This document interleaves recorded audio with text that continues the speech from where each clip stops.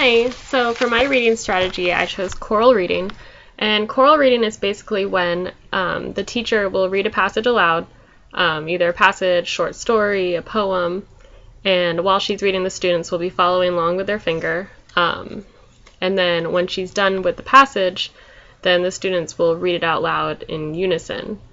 Choral reading can be used for any grade level or any language proficiency level, as long as the passages read apply to whatever level that they're on.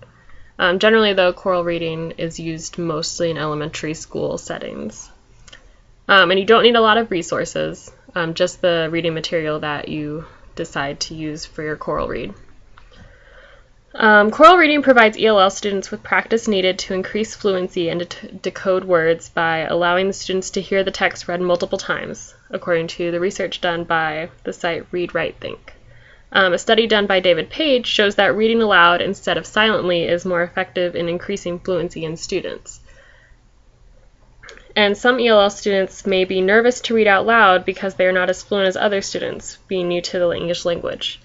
But because the whole class reads aloud in choral reading, instead of one student at a time being picked on to read, nervous students are given more confidence because they have built-in support with the whole class, like a we're all in this together mentality. And for my demonstration, I will be demonstrating doing a choral read of Eric Carle's Brown Bear. I don't have a book of Brown Bear, I just have a PDF on my computer. So it starts, Brown Bear, what do you see? I see a red bird looking at me. Red bird, what do you see? I see a yellow duck looking at me. Yellow duck, what do you see? I see a blue horse looking at me. Blue horse, what do you see? I see a green frog looking at me. Green frog, what do you see? I see a purple cat looking at me.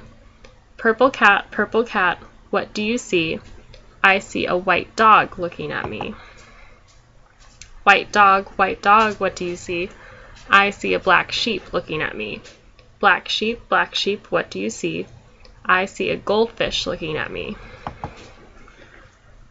Goldfish, what do you see? I see a teacher looking at me. Teacher, what do you see? I see children looking at me.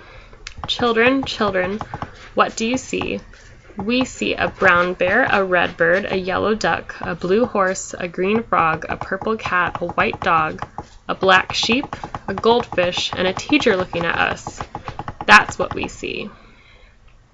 And then while I was reading that, then all of the students would be following along with their fingers and silently reading in their head while I read it out loud. And then now that I'm finished with the story, the students would all read the story out loud together, so that now that they know the fluency and they know how the words are pronounced, they feel confident enough to be able to read it out loud together. All right, thank you.